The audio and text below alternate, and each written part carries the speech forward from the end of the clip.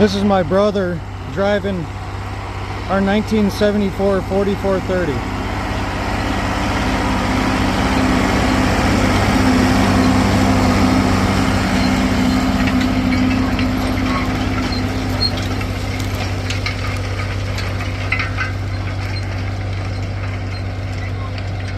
The disc and roller did a pretty good job. We already hit it once with a heavier 310 John Deere disc. Now he's going to come through and break all the clumps up with this guy.